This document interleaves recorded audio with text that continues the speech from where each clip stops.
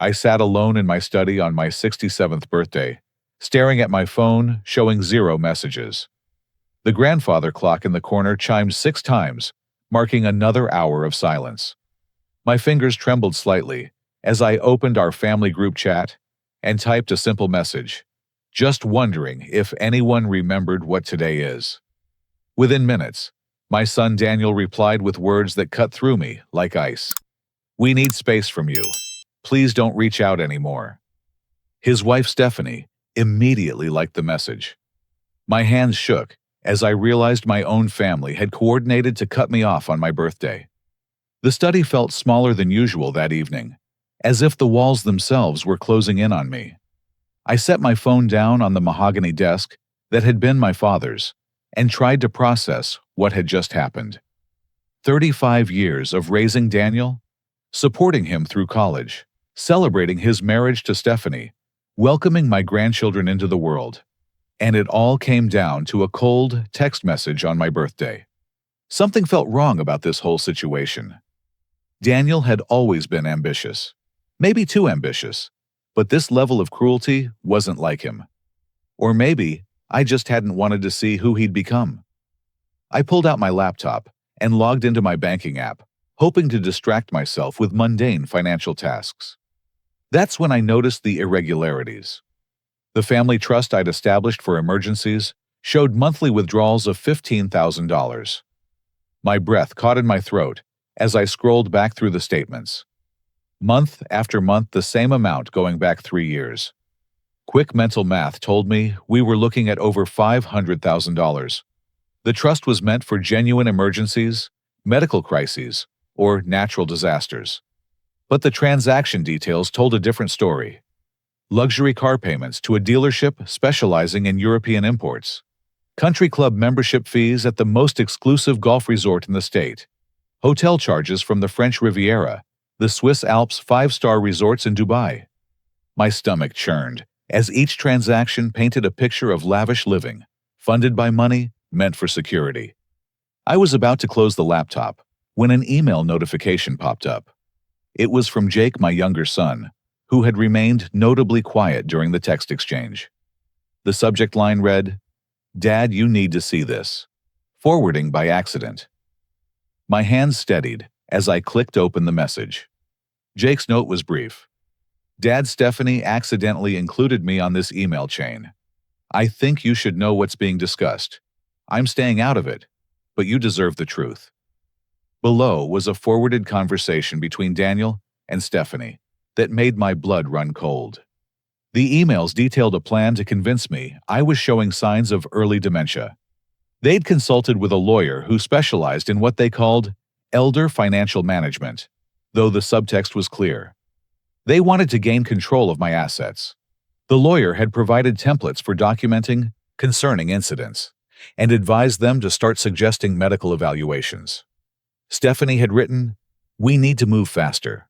He's still too sharp. Maybe we should increase the pressure, make him doubt himself more." Daniel's response chilled me. "Already on it. I've been telling him about conversations we never had, appointments he never made." Classic gaslighting. The birthday silence should really shake him up. Once he feels isolated and confused, we move in with the Concerned Family Act.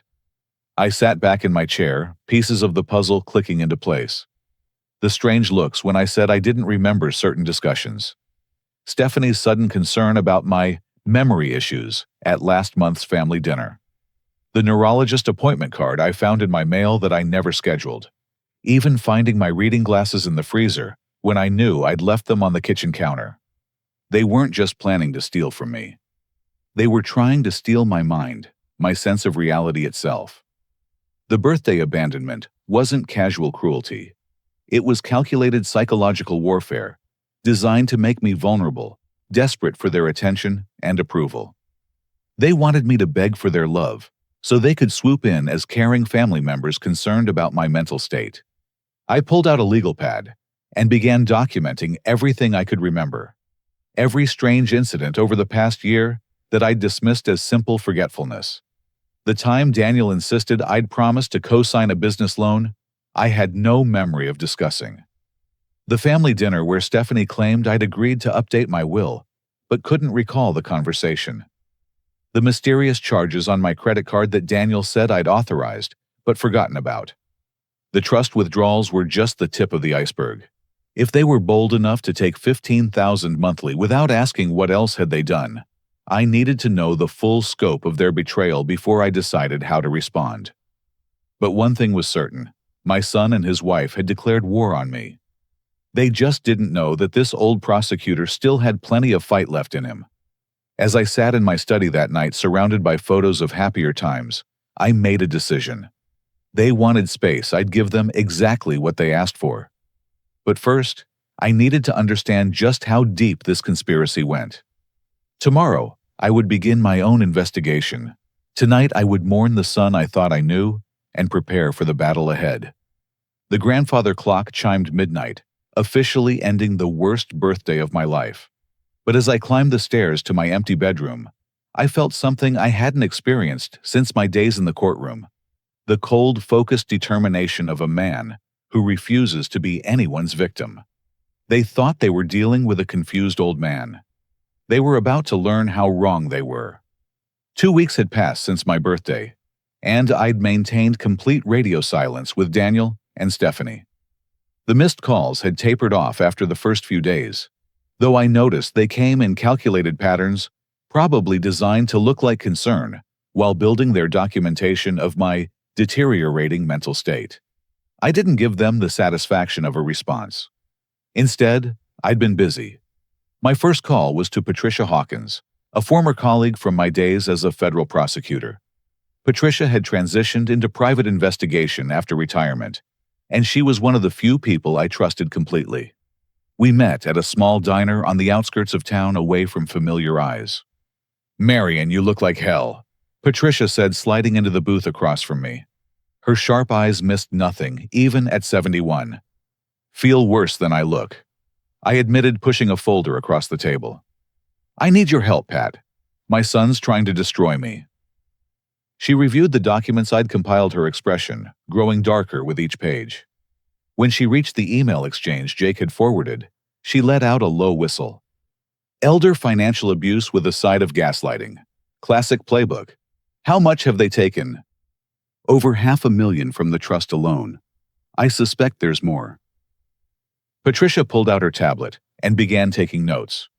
"I'll need access to your financial records, permission to run surveillance, and a list of everyone who might have information. This is going to get ugly, Marion." It already is.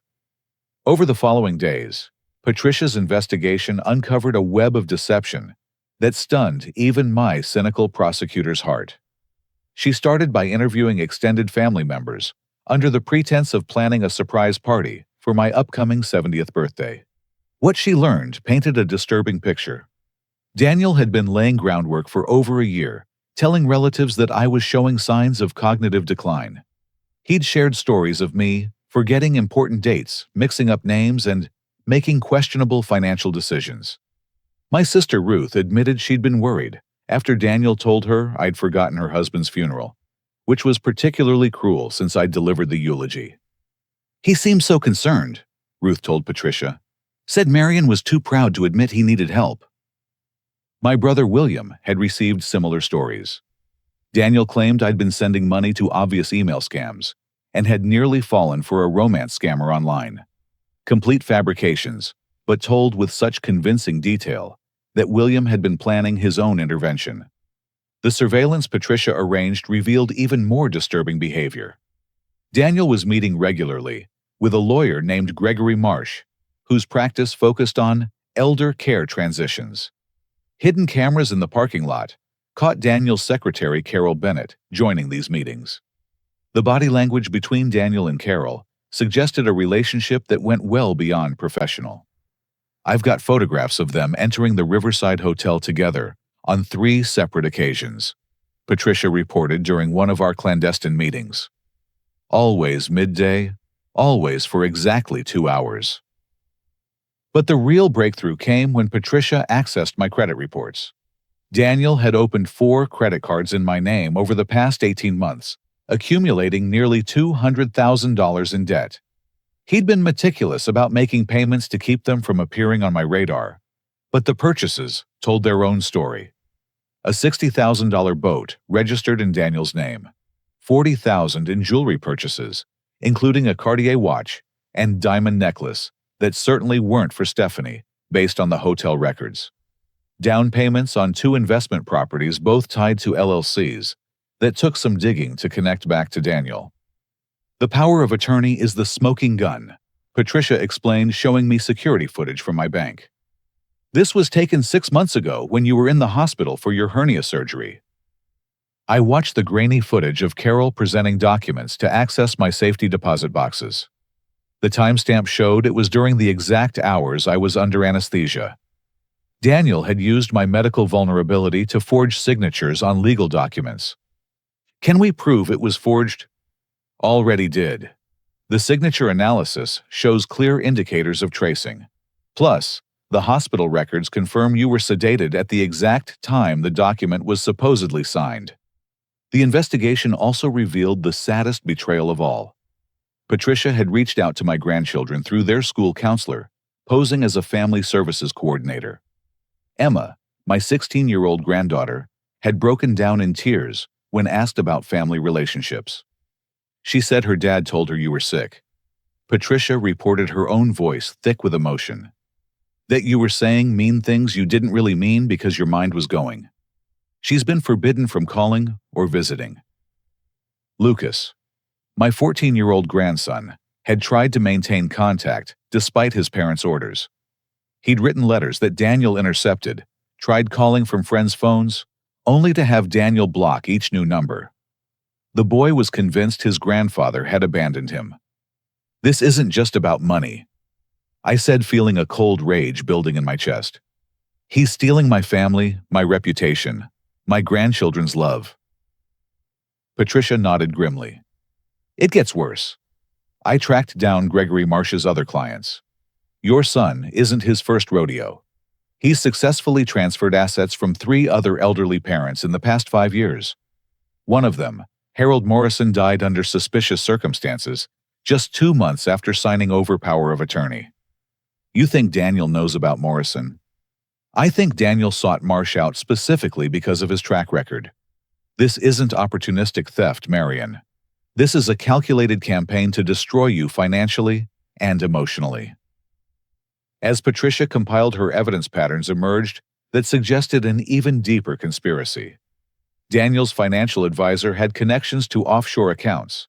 His accountant specialized in complex asset transfers that skirted legal boundaries. Every professional in Daniel's orbit seemed chosen for their willingness to operate in legal gray areas. He's built a whole team, Patricia observed. This isn't a son making bad choices. This is a criminal enterprise with you as the target. The investigation took an unexpected turn when Patricia discovered Carol Bennett's background. She wasn't just a secretary. She had a degree in accounting and a history of short-term employment with wealthy executives. 3 of her previous employers had experienced significant financial losses during her tenure, though nothing was ever proven. She's a professional predator, Patricia concluded, and your son brought her into the hunt. By the end of 2 weeks, we had compiled enough evidence to destroy Daniel's scheme. But I wasn't ready to strike yet. Sun Tzu wrote that every battle is won before it's fought, and I intended to make sure my victory was complete. Daniel thought he was playing chess while I played checkers. He was about to learn that his father had been playing 3-dimensional chess while he was still learning to crawl. What's the next move? Patricia asked as we wrapped up our latest strategy session. We dig deeper. I want to know every asset, every scheme, every player in this conspiracy. And then we set a trap they'll never see coming. Patricia smiled, the predatory grin I remembered from our courtroom days. Just like old times, Marion, they picked the wrong senior citizen to mess with. As I drove home that night, I thought about the son I'd raised. Somewhere along the way, Daniel had chosen greed over family deception, over love. That was his choice, and he would face the consequences. But I would make sure Emma and Lucas knew their grandfather fought for them, that love could triumph over betrayal. The investigation was just beginning, but already I felt stronger than I had in years. They wanted to paint me as a failing old man. I'd show them what this old man could do when pushed too far. The war was on, and I intended to win. Patricia's investigation had opened doors I'd kept locked for years, forcing me to confront the full scope of what Daniel was attempting to steal. As I sat in my private office, not the study at home, but the one Daniel didn't know existed, I spread out documents that told the story of an empire built through decades of careful investment and strategic planning. After retiring from the prosecutor's office, I hadn't been content with a government pension. Instead, I'd quietly built a commercial real estate portfolio that would stagger most people's imagination. $40 million in assets, carefully distributed across shopping centers, apartment complexes, and medical buildings in 3 states. Each property was held by a different LLC, a legal maze I'd constructed precisely to prevent what Daniel was attempting. "He thinks he's hunting a deer," I muttered to Patricia as she reviewed the latest findings. "He doesn't realize he's stalking a dragon." Patricia had uncovered Daniel's reconnaissance efforts through a forensic accountant named Martin Webb. Webb's report, obtained through channels I preferred not to think about too closely, showed Daniel believed my net worth was around $8 million.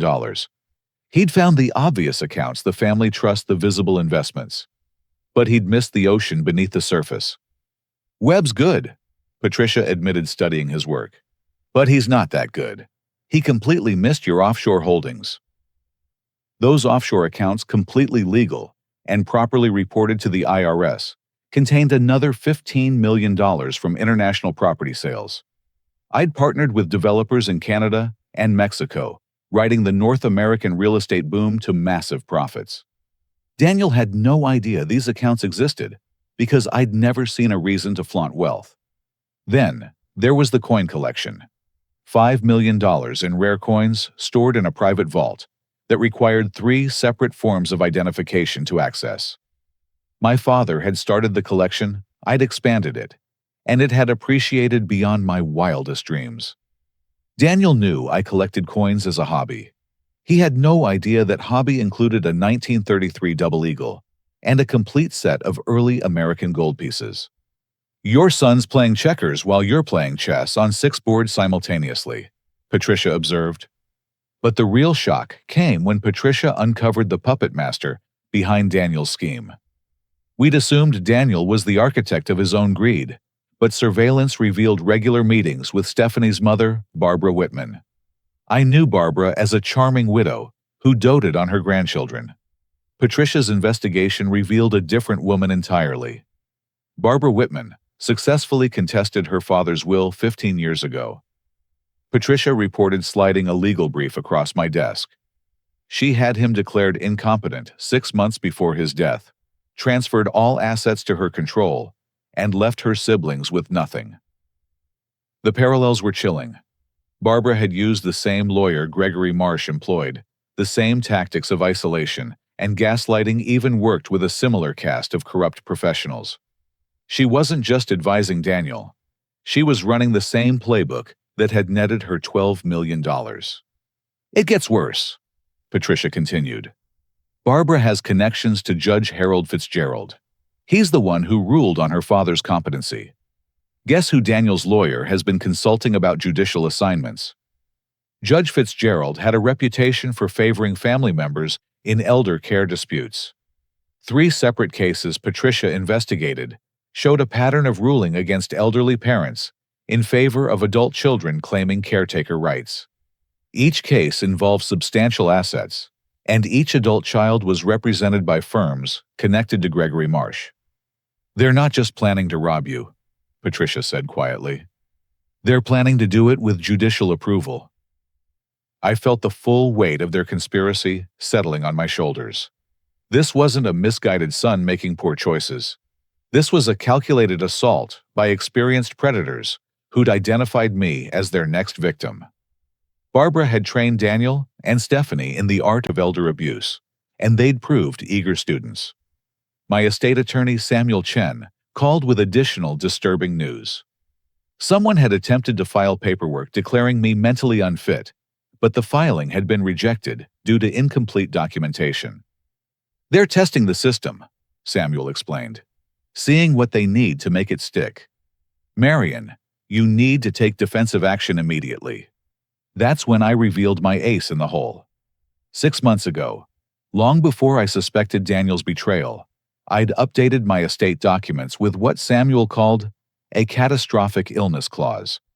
Any declaration of mental incompetence would require evaluation by 3 independent physicians from different hospital systems, plus a review by a psychiatric board. Paranoid, I'd asked Samuel at the time. Prudent, he'd replied. Now his foresight seemed prophetic. Patricia's continued investigation revealed the financial reconnaissance Daniel had conducted. He'd hired professional asset searches, paid for skip traces on my various LLCs, even attempted to hack into my private email accounts. But his research had fundamental flaws, because he'd never understood his father's true nature. Daniel saw the prosecutor, the man who'd worked for government wages and lived in the same house for 30 years. He didn't see the strategist who'd studied financial crimes for decades and applied those lessons to building wealth. He didn't know about the mentors from my prosecutorial days who'd entered private practice and taught me the intricacies of asset protection. "Your son found what you wanted him to find," Patricia observed. "You've been preparing for this kind of attack your whole life, haven't you?" In a way, I had.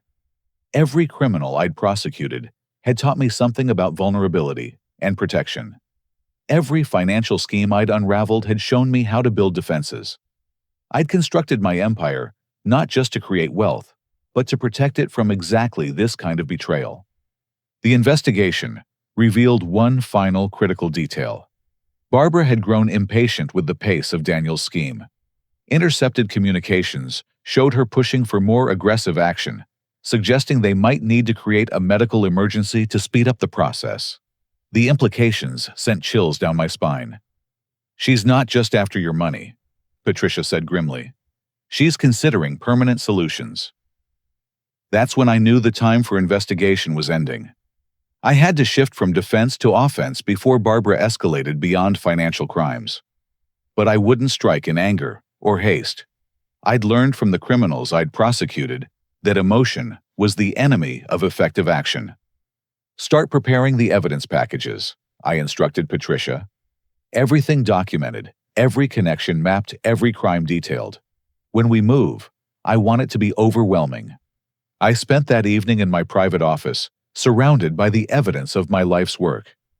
Properties that housed families and businesses, investments that had created jobs and opportunities, wealth that could secure my grandchildren's futures. Daniel and Barbara saw only dollar signs, but I saw decades of careful building that they wanted to destroy in months. The empire I'd built wasn't just about money. It was about security, legacy, and the ability to protect those I loved. Daniel had forgotten that his father didn't just prosecute criminals. I understood them. And understanding your enemy is the first step to defeating them. Tomorrow, I would begin the delicate work of setting my trap. Daniel thought he was closing in on a confused old man's fortune. Instead, he was walking into a prosecutor's carefully constructed case. The evidence was overwhelming, the strategy sound, and the stakes clear. My son had chosen greed over family. Now he would learn that choices have consequences, and some mistakes can't be undone. The empire he sought to steal would become the instrument of his downfall. Justice, I'd learned long ago, was best served with cold precision and overwhelming force. The October air was crisp as I executed the next phase of my plan. 4 weeks had passed since I'd discovered the full scope of Daniel's betrayal, and I'd spent every day preparing for war while appearing to surrender. The art of deception I'd learned from prosecuting con artists lay not in elaborate lies, but in giving people exactly what they expected to see. I started by calling Daniel, my voice carefully modulated to sound uncertain and tired. "Son, I've been thinking about what you said, about needing space. Maybe you're right. I have been feeling confused lately." The eagerness in Daniel's voice was sickening. "Dad, I'm so glad you called. We've been worried about you." Maybe we should talk about getting you some help. I've been forgetting things. I continued reading from the script I'd prepared.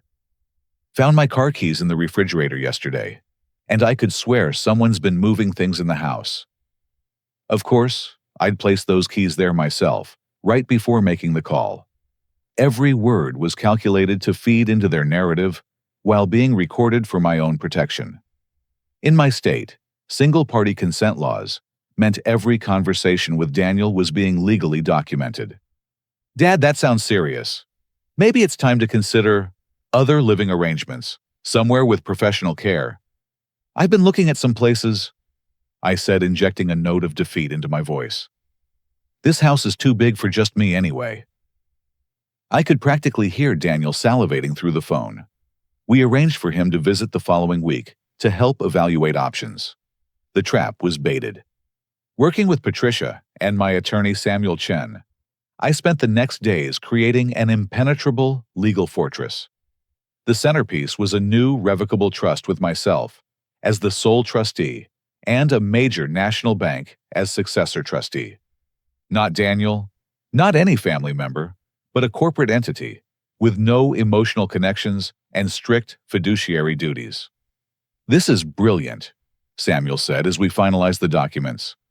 Even if they somehow got you declared incompetent, control would pass to the bank, not them. And the bank's trust department has protocols that would take years to navigate.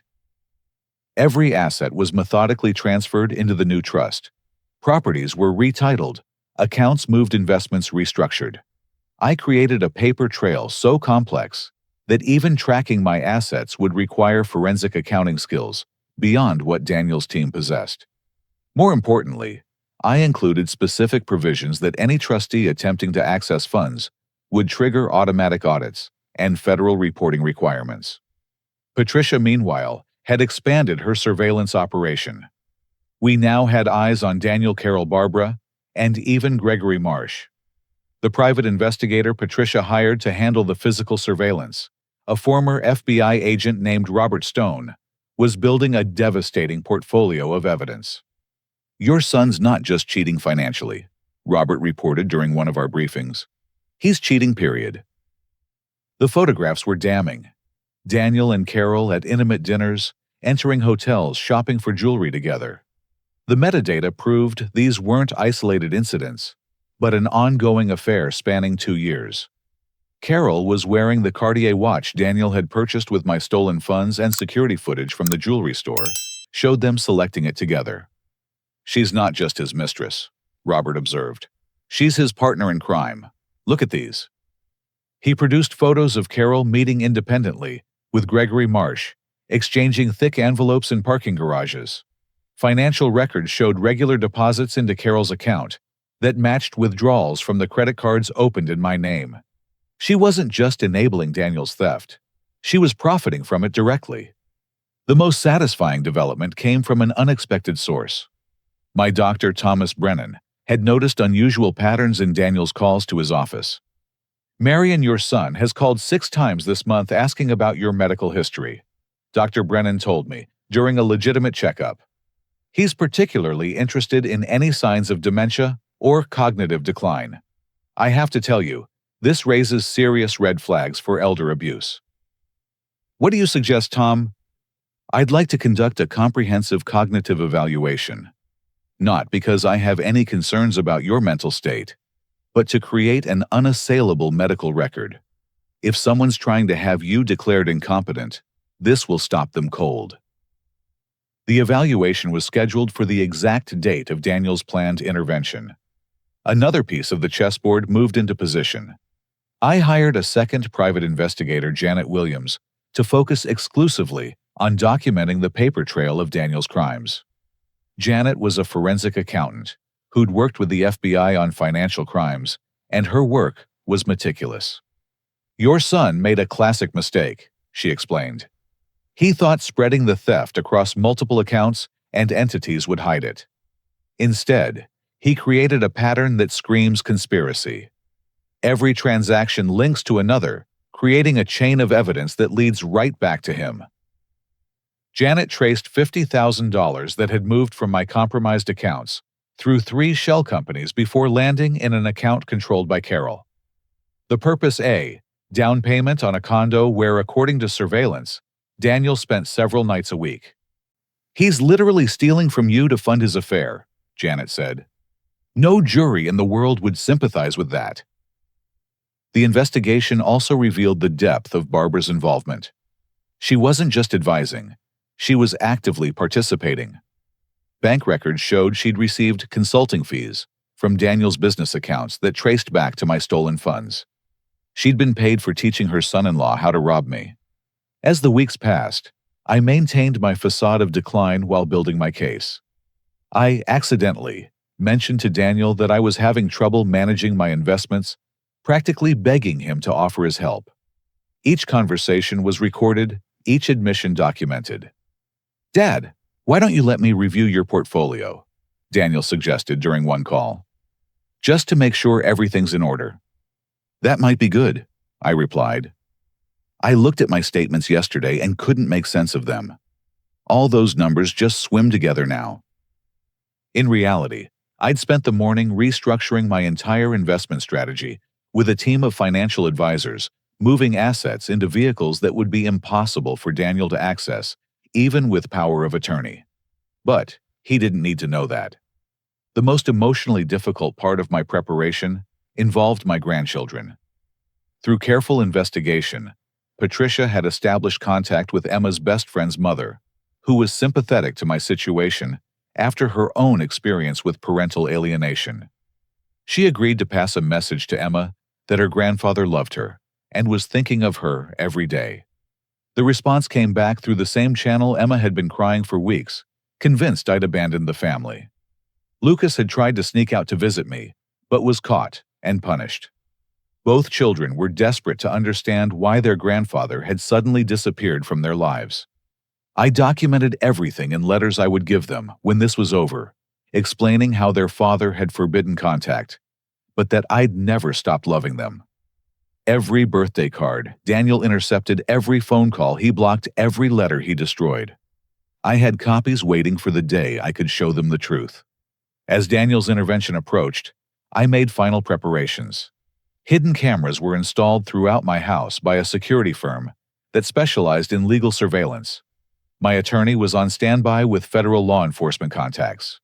Patricia had packages of evidence ready for distribution. The medical evaluation was confirmed. But the masterstroke was something none of them expected.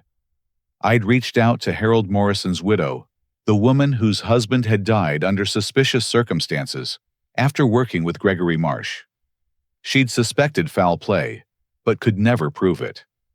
When I shared what we'd discovered about Marsh's methods, she agreed to provide a sworn affidavit about her husband's experience. "He isolated Harold from everyone who loved him," she told me through tears.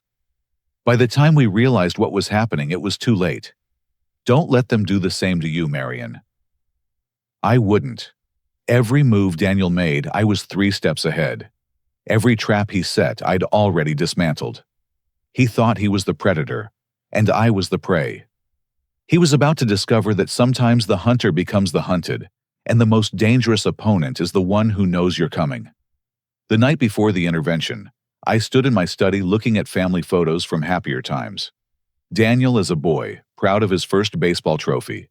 His college graduation where he'd thanked me for believing in him. His wedding, where he'd called me his hero and role model. Somewhere between those moments and now, greed had poisoned his heart. Tomorrow, the masks would come off. Daniel would arrive expecting to find a confused old man, ready to sign away his life. Instead, he'd walk into a carefully orchestrated revelation of his own crimes. The son who'd betrayed me for money would learn that some things were worth more than any fortune, truth, justice, and the love of family who remained faithful. I poured myself a scotch and raised it to the photos. "You were a good son once," I said to Daniel's smiling image. "Tomorrow, you'll learn what happens when you choose money over family." The preparation was complete. The evidence was overwhelming. The trap was set. All that remained was to spring it on those who thought they'd already won. Justice delayed, I'd learned in my prosecutorial career, was often justice magnified. Daniel was about to experience that truth firsthand.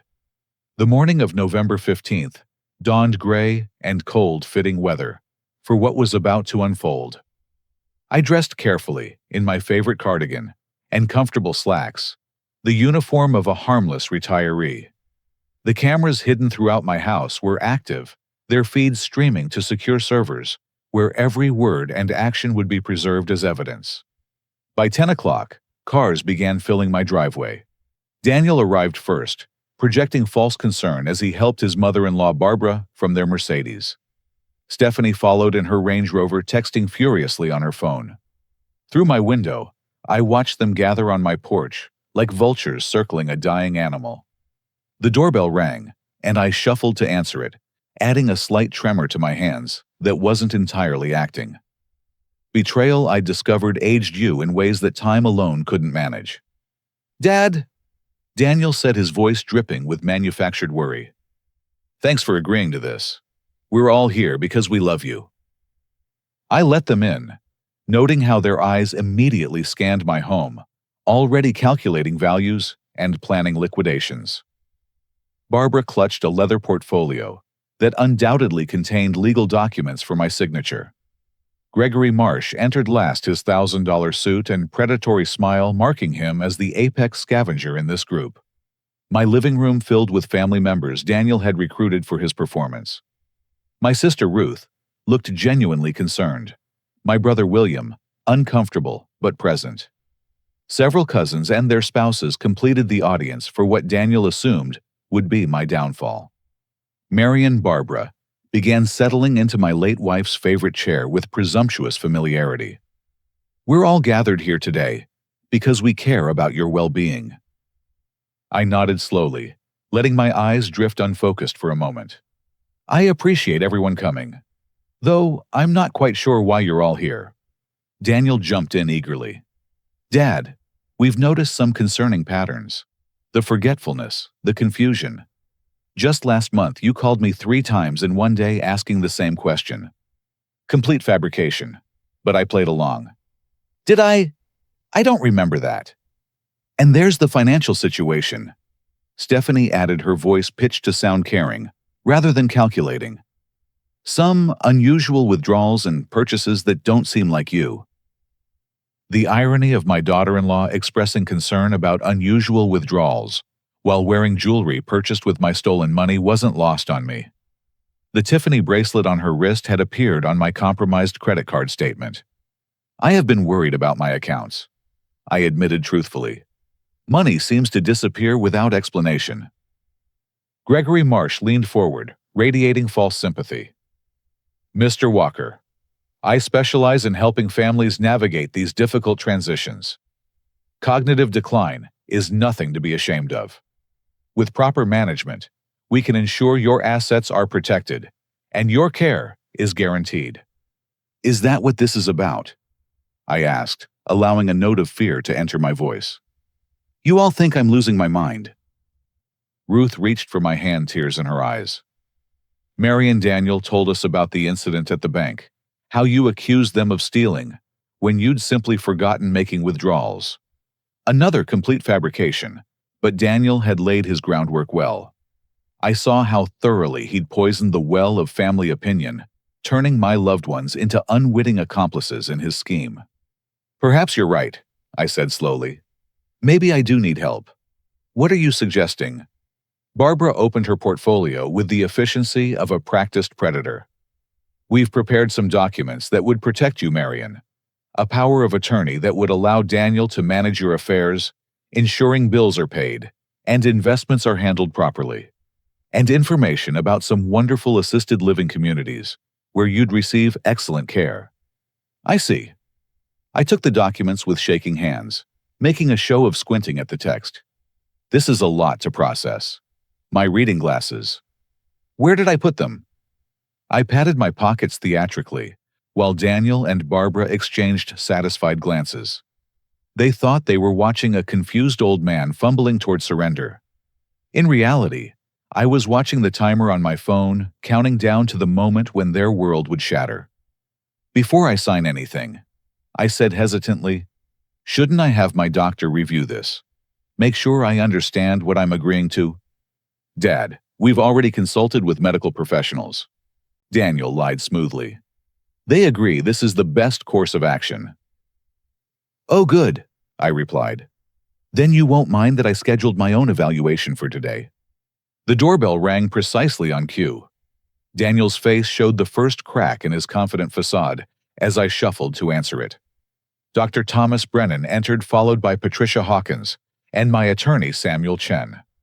The room's atmosphere shifted palpably as the hunters realized something was amiss. Sorry, I'm late, Marion, Dr. Brennan said professionally. Shall we discuss the results of your comprehensive cognitive evaluation? What evaluation? Barbara demanded, her composure slipping.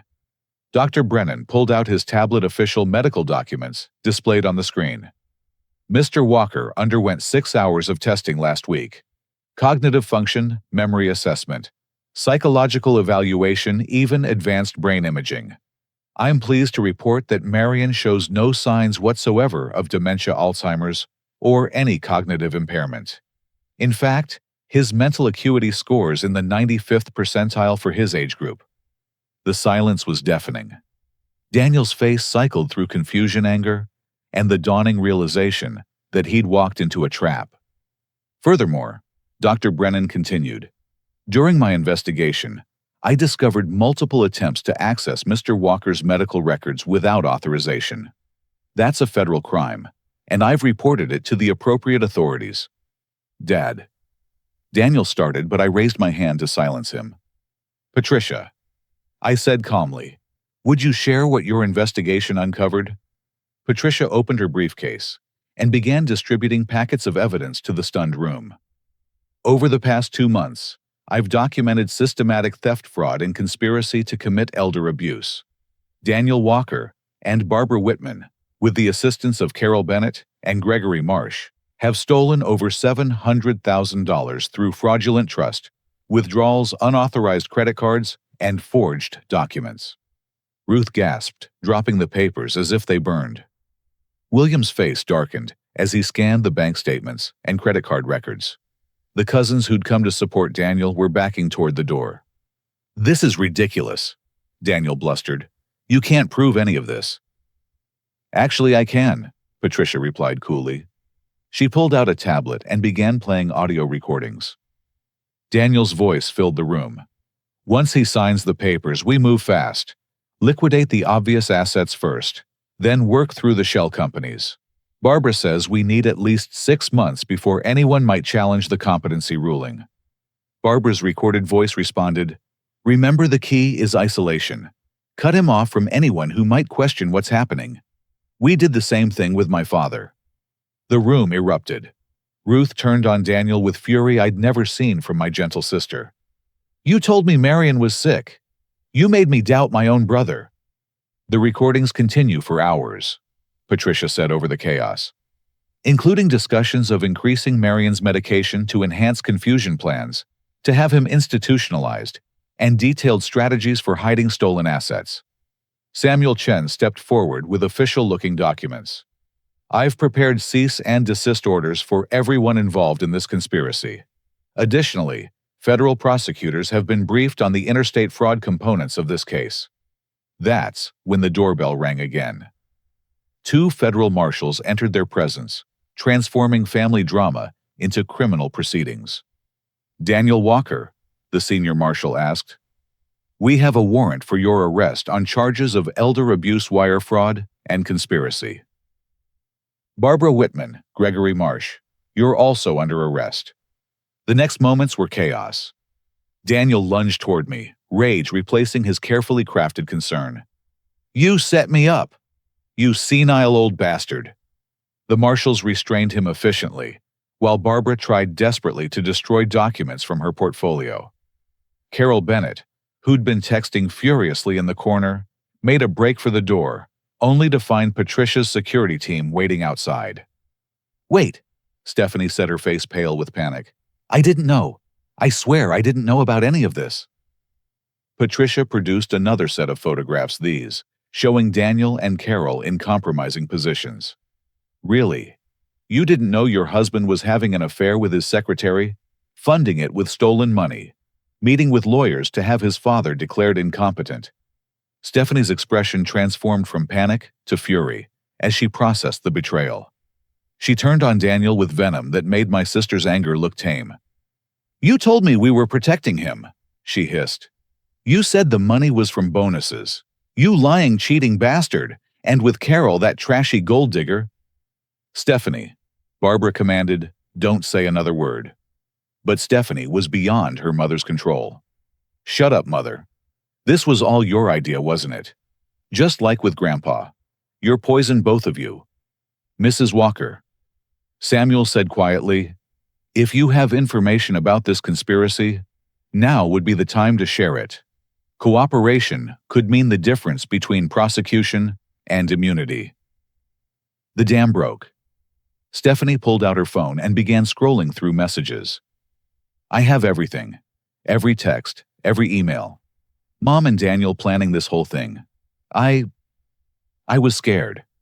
They said if I didn't go along, they'd cut me off, take the kids. Speaking of the children," I said, my voice cutting through the chaos. "Where are Emma and Lucas?" "With my parents," Stephanie whispered. "Daniel said they couldn't see you because you were dangerous." "Patricia, please arrange to have my grandchildren brought here immediately." As the marshals led Daniel, Barbara, and Gregory away in handcuffs, the full weight of what had happened settled over the room. Family members who'd come to stage an intervention sat stunned by the reversal they'd witnessed. William approached me slowly. "Marion, I'm so sorry. I believed him. He was so convincing." "He convinced me too," I admitted. "For 35 years, I believed I'd raised a good man. The hardest part wasn't discovering his betrayal. It was accepting that the son I loved might never have existed at all." Carol tried one last manipulation as she was arrested. "Mr. Walker, please. I was just following orders. Daniel made me do it." Patricia produced bank records. "These deposits into your personal account say otherwise, as does the condo titled in your name, the car, the jewelry. You weren't a victim, Carol. You were an eager accomplice." As the criminals were loaded into Marshall's vehicles, neighbors gathered on the street, watching the dramatic conclusion to Daniel's scheme. The man who'd planned to destroy me publicly was instead facing his own very public downfall. Stephanie remained behind, clutching her phone with evidence that might earn her immunity. "Mr. Walker, Marion, I'm so sorry. I should have stopped them. I should have warned you. You were afraid," I said, surprising myself with compassion I didn't know I still possessed. "But now, you have a choice. Help us ensure justice is served, and help me reconnect with my grandchildren." She nodded through tears. "They miss you so much. Emma cries every night. Lucas keeps asking when Grandpa will come back." "Today," I said firmly. "Their grandfather comes back today." As the house emptied of conspirators and filled with genuine family support, I felt the weight of months lifting from my shoulders. The trap had worked perfectly, but victory felt hollow. I'd saved my fortune, but lost a son. Protected my assets, but shattered my family. Dr. Brennan placed a comforting hand on my shoulder. "You did what you had to do, Marion. Sometimes protecting yourself means accepting painful truths." I nodded, looking at the family photos that still lined my walls. Soon, I'd have to decide which ones stayed and which joined Daniel in exile.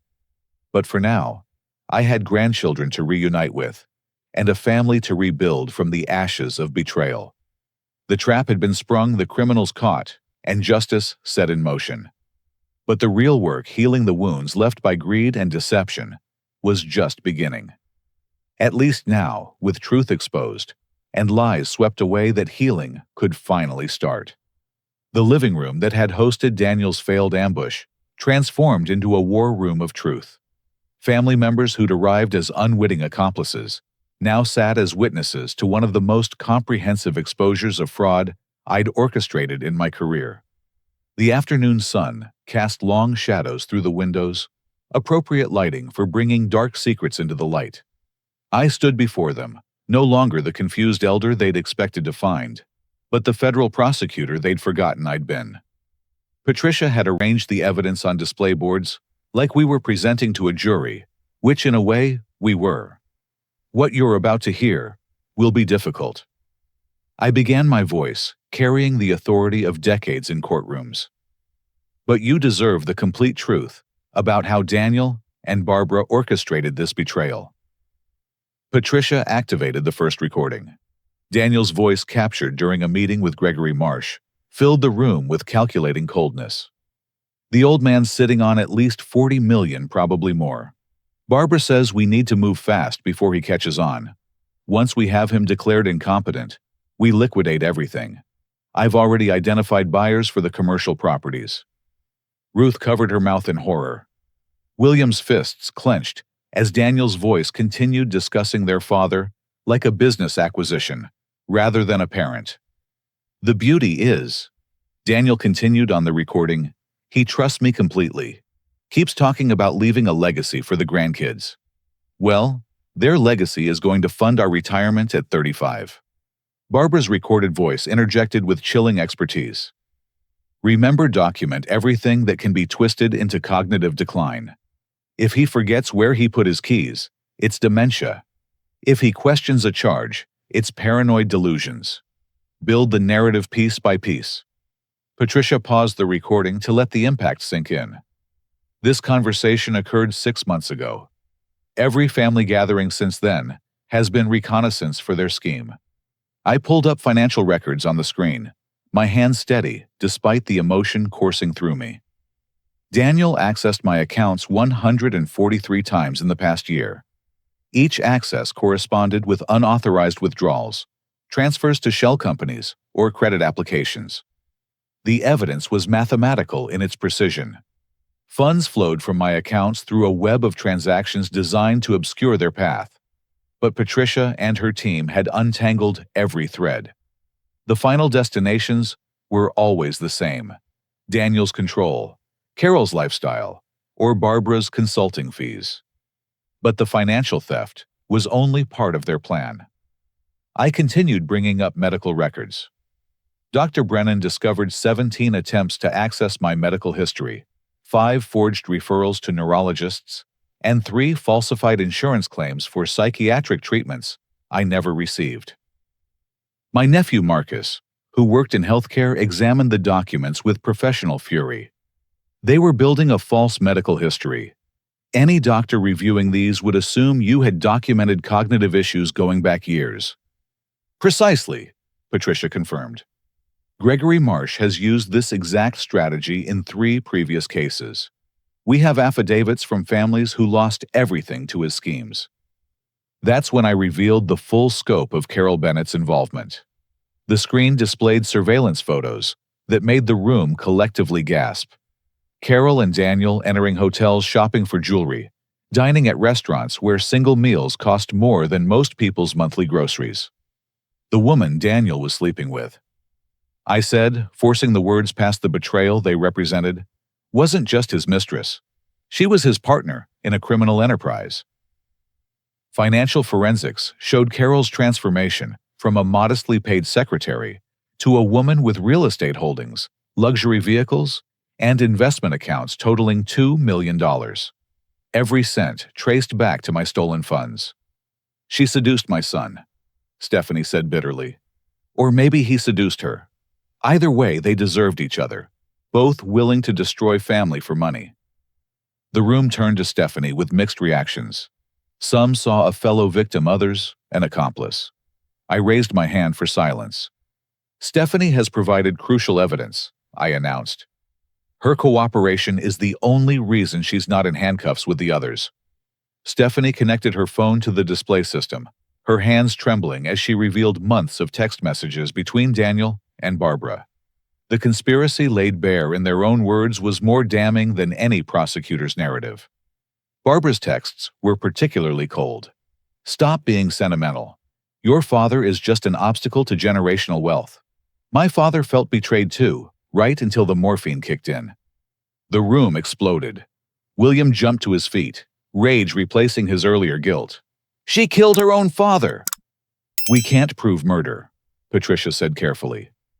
Harold Morrison's death was ruled natural causes, but the timing, mere weeks after signing over power of attorney, raises questions that investigators are now pursuing. I brought up the next set of evidence, perhaps the most painful of all. This is why I haven't seen my grandchildren in months. Email after email showed Daniel's campaign of parental alienation. He told Emma I was suffering from dementia that made me say cruel things. He'd convinced Lucas that Grandpa didn't love them anymore, that I'd chosen money over family. Teachers reported the children's distress, their confusion about why their grandfather had abandoned them. He weaponized my love for those kids. I said, my voice finally cracking. Turned it into a tool for isolation. Stephanie was sobbing now.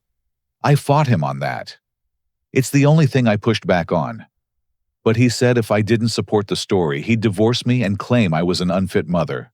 Said his family's lawyers would bury me. The surveillance footage continued revealing the conspiracy's web. Gregory Marsh, meeting with a judge, known for favorable incompetency rulings. Barbara transferring funds to offshore accounts in anticipation of their windfall.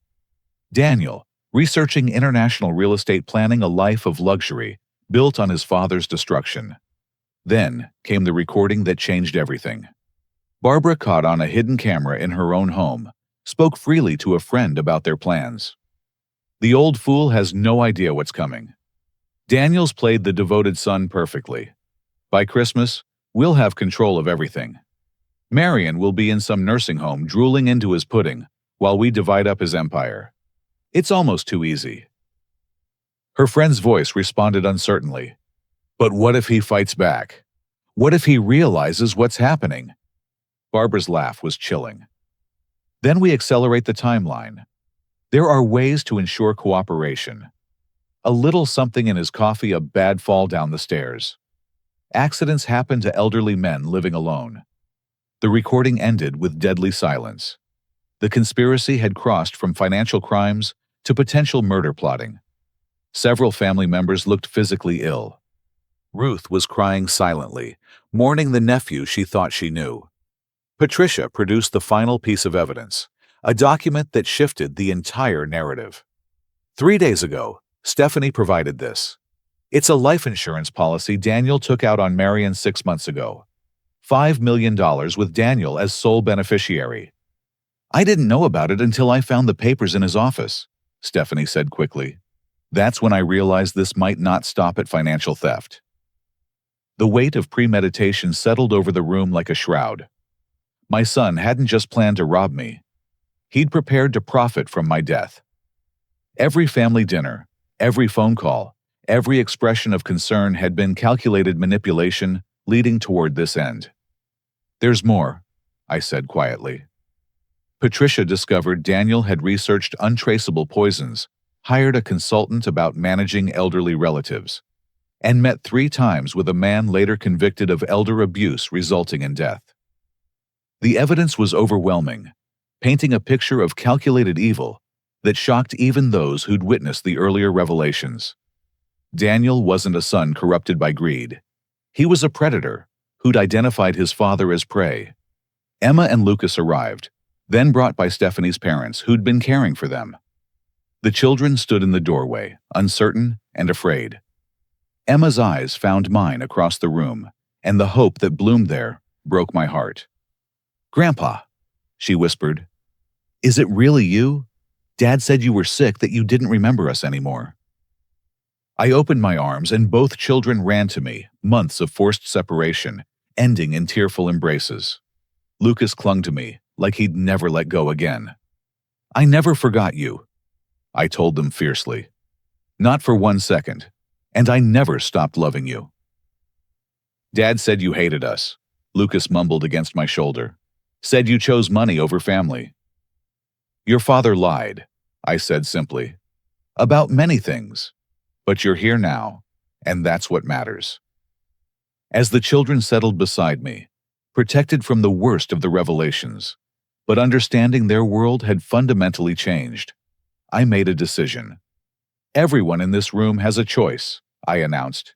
"Stand with truth and justice, help heal our family, or leave now and never return." Daniel chose greed over love.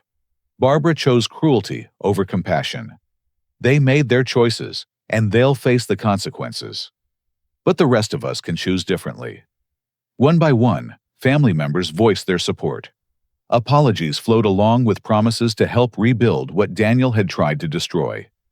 Even those who'd been completely fooled by his lies understood that healing required acknowledging hard truths. "What happens now?" William asked. "Now we let justice take its course," I replied. Daniel and Barbara will face federal charges. Carol will likely turn state's evidence for a reduced sentence. Gregory Marsh's career is over, and his past victims will finally see justice. But more importantly, we rebuild our family on a foundation of truth instead of lies. Emma looked up at me with eyes too knowing for her 16 years. "Will Dad go to prison, Grandpa?" I wouldn't lie to her. She'd had enough lies. "Probably, sweetheart. He made choices that hurt people, and there are consequences for that." "He hurt you most of all," Lucas said quietly. "No," I corrected gently. "He hurt himself most of all. He traded his family, his integrity, and his future for money that was never really his. That's a prison he'll carry forever, no matter what the courts decide." As the afternoon faded to evening, the full scope of Daniel's betrayal lay exposed. Every secret revealed, every lie dismantled, every conspirator identified. The man who'd thought himself so clever had been undone by his own arrogance and his father's refusal to be a victim. The revelations were complete. The evidence was incontrovertible. All that remained was to rebuild from the ruins of betrayal and to ensure that my grandchildren learned a different lesson than their father had chosen, that love, truth, and justice were worth more than all the money in the world. Tomorrow would bring legal proceedings, difficult conversations, and the long work of healing. But tonight, surrounded by family who'd chosen truth over comfortable lies, holding grandchildren who'd been returned to me, I felt something I hadn't experienced since that lonely birthday hope. Daniel had lost everything in his grab for wealth. I'd kept my fortune, but, more importantly, I'd preserved my family's future. The revelations had been painful, but sometimes surgery is required to remove a cancer. And that's what Daniel's greed had become, a cancer that threatened to destroy everything I'd built. Now, with the cancer exposed and excised, healing could begin. It would be slow, sometimes painful, but ultimately redemptive. Because that's what family does. We face hard truths together and emerge stronger for the honesty. The prosecutor in me was satisfied with the case built against Daniel. But the father in me mourned for the son I'd lost to greed. And the grandfather in me rejoiced at the future I'd preserved for Emma and Lucas, a future built on truth, justice, and the hard-won wisdom that some betrayals can become blessings in disguise. 6 months had passed since the November day when Daniel's conspiracy crumbled in my living room. The dogwood trees were blooming in my yard, their white petals a reminder that beauty could emerge from the harshest winters. I sat on my porch, legal documents spread before me reflecting on how dramatically life had changed. The federal courthouse had become as familiar as my own home during Daniel's trial. He'd initially maintained his innocence, hiring expensive lawyers with money he no longer had access to. But when Carol Bennett turned state's witness, providing detailed testimony about their affair and criminal partnership, his defense crumbled like wet sand. The judge's verdict had been swift and severe. 8 years in federal prison for Daniel, with no possibility of early parole. The courtroom had been packed with his victims, not just me, but other families Barbara had helped him research as future targets. When the sentence was read, Daniel had looked at me with eyes that held no remorse, only rage at being caught. Barbara Whitman received 10 years, her prior manipulation of her father counting against her. The investigation into Harold Morrison's death had revealed circumstances suspicious enough to add charges of conspiracy to commit murder, though proving actual murder remained elusive. Still, she would spend her 70s behind bars, her golden years transformed into iron-barred ones. Carol Bennett, despite her cooperation, received 5 years. Her testimony had been crucial in untangling the financial web, but the judge noted that her willing participation in destroying families deserved significant punishment. Gregory Marsh faced not only criminal charges, but complete disbarment. His other victims had come forward, creating a cascade of lawsuits that would consume any wealth he'd accumulated through elder abuse. The financial recovery had been meticulous, but successful. Every stolen dollar was tracked, seized, and returned with interest and penalties. The government's asset forfeiture proceedings against Daniel revealed hidden accounts even I hadn't known about funded entirely with stolen money. The total recovery exceeded $900,000, which I directed into a special trust for Emma and Lucas's education. More satisfying than the money was the dismantling of Daniel's reputation. The man who'd portrayed himself as a successful businessman and devoted son was exposed as a fraud and a thief. His company folded within weeks of his arrest, his employees learning their bonuses had been paid with stolen funds. The country club revoked his membership. The luxury car dealerships repossessed vehicles he could no longer afford. But justice was only part of the story. The real work had been rebuilding our shattered family. Stephanie had filed for divorce the day after Daniel's arrest, her cooperation with authorities earning her immunity from prosecution.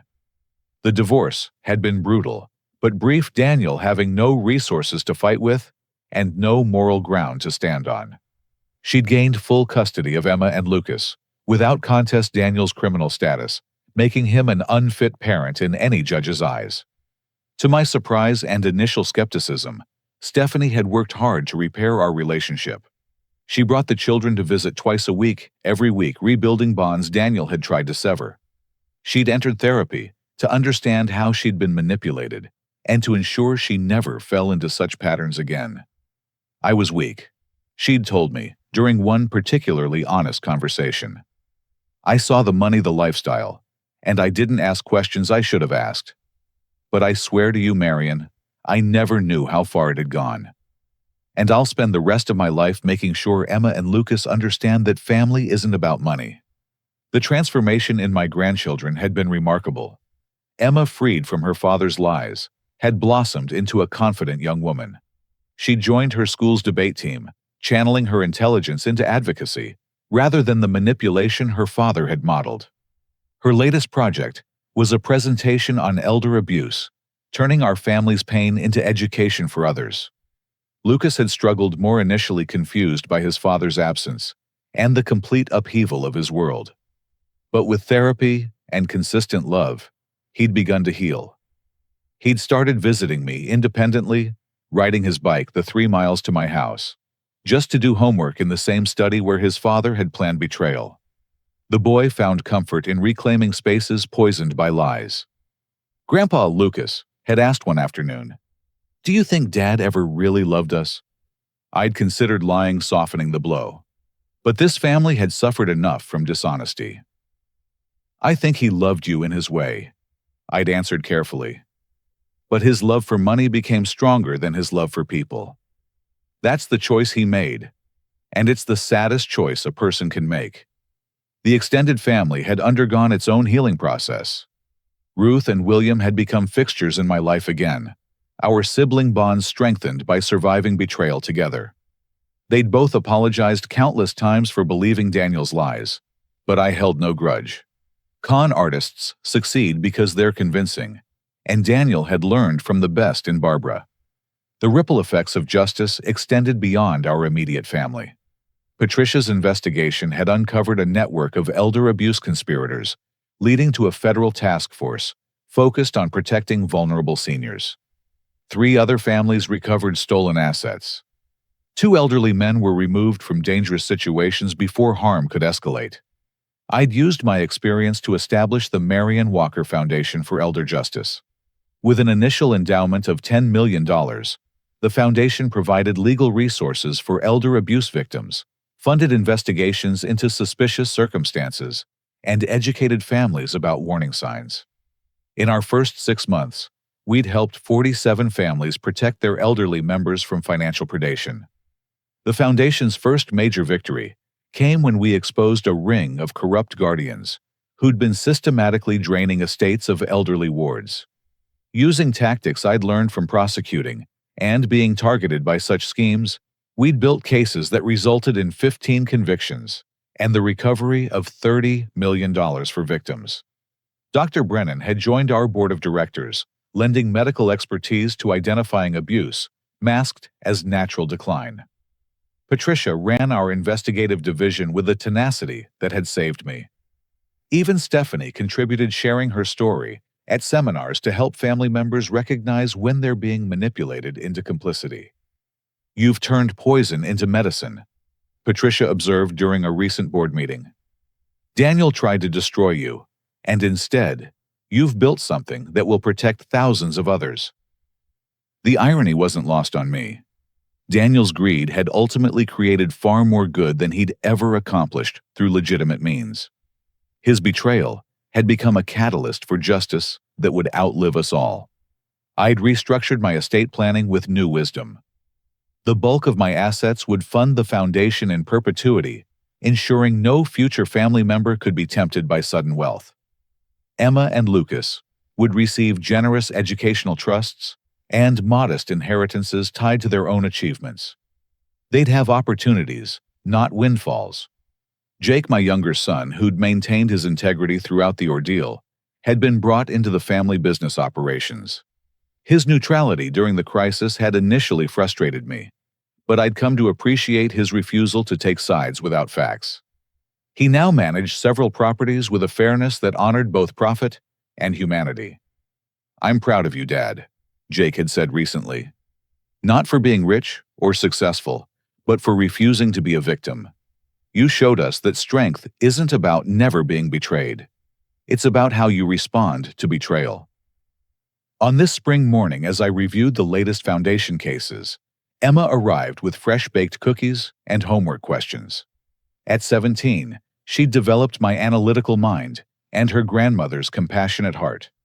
She settled beside me on the porch, comfortable in the space where her father had been arrested. "Grandpa, I'm writing my college essay about our family," she said. "Is that okay?" "What angle are you taking?" "How the worst thing that happened to us became the best thing. How Dad trying to destroy our family actually made it stronger.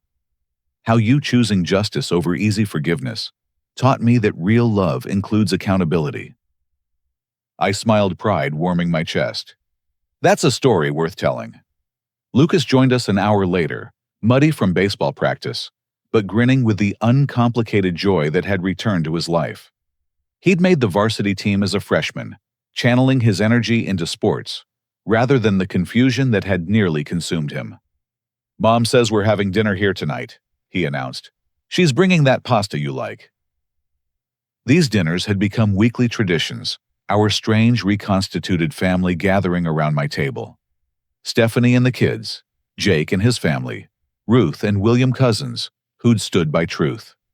The chairs that had once held Daniel and Barbara remained empty, but their absence no longer felt like loss. That evening, as 3 generations shared meals and genuine laughter, I thought about the call I'd received from the federal prison that morning. Daniel had requested to see me, his first such request since sentencing. I declined. Some bridges once burned couldn't be rebuilt. Some betrayals cut too deep for reconciliation. But forgiveness and reunion weren't the same thing. I'd forgiven Daniel in my heart, not for his sake, but for mine. Carrying hatred was like drinking poison and expecting the other person to die. I'd released the anger, the bitterness, the sense of betrayal. But I wouldn't welcome him back into our lives. Actions had consequences, and shielding him from those consequences would dishonor everyone he'd hurt. "Grandpa," Emma said as dinner wound down, "I've been thinking about law school. Maybe prosecution like you, or maybe elder law protecting people like the foundation does." "Either path would honor what we've learned," I told her. "That justice matters, that truth prevails, and that family isn't about blood. It's about who shows up with integrity when life gets hard." The evening ended with a surprise. The doorbell rang, and Patricia entered carrying a cake. "Thought we should celebrate," she announced. "It's been exactly 6 months since Marion turned the tables on those who tried to destroy him." The cake read, "Truth wins," in elegant script. As we shared dessert and stories, I realized this was what victory actually looked like. Not the money recovered or the criminals jailed, but a family gathered in honest love, grandchildren planning futures built on justice, and the knowledge that we'd faced the worst and emerged stronger. A toast. William proposed, raising his coffee cup. To Marion, who showed us that the best revenge isn't served cold. It's served with justice, garnished with truth, and followed by a dessert of family redemption. We toasted even Lucas, with his milk, to survival and transformation. Outside, the dogwoods continued their bloom, nature's reminder that seasons of betrayal always give way to seasons of renewal. Later that night, after everyone had gone home, I sat alone in my study.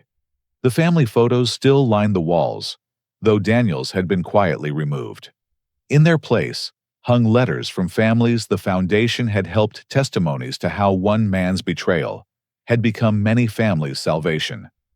I opened my journal and wrote, "Today marks 6 months since I discovered my son's betrayal. The pain has faded, but not disappeared. The family has healed, but bears scars. The money was recovered, but seems less important than ever. What matters is that Emma and Lucas know they're loved, that Stephanie found courage in her cooperation, that Jake proved integrity matters more than taking sides. Daniel stole money, but gave me purpose. He tried to destroy my legacy, but instead helped me build a better one. He attempted to isolate me, but brought my true family closer. In trying to take everything he taught me, what really mattered, not the fortune I'd built, but the future I could ensure for those who came after. Some would say I won. I say we survived. And in surviving with truth and justice intact, we discovered that the greatest inheritance isn't money. It's the knowledge that when tested, we chose righteousness over revenge, accountability over abandonment, and love strengthened by honesty over love corrupted by greed. My son is in prison. My grandchildren are free. My family is healing. My foundation is helping others. And I am at peace, knowing that from the ashes of betrayal can rise a phoenix of purpose. Daniel's legacy isn't theft. It's the thousands of elderly people who will be protected because his betrayal taught us to fight back. Sometimes the greatest gifts come wrapped in the ugliest packages. Daniel gave me pain, but also purpose, betrayal, but also blessing, loss, but also liberation. I pray that somewhere in his cell, he might find redemption. But whether he does or not, we've found ours. And that's enough. I closed the journal and prepared for bed tomorrow, bringing new foundation cases, new family dinners, new opportunities to turn poison into medicine. The man who'd tried to steal my twilight years had instead given them meaning beyond measure. As I turned off the study light, I paused at the window. The moon illuminated the dogwood blossoms, their white petals glowing like hope itself. Somewhere Daniel slept in a federal cell. Somewhere, Barbara counted days that stretched like years. But here, in this house that had witnessed betrayal and redemption alike, a grandfather's heart beat with purpose, and a family's love grew stronger for having been tested. The story that began with a birthday text of rejection had become a testament to resilience.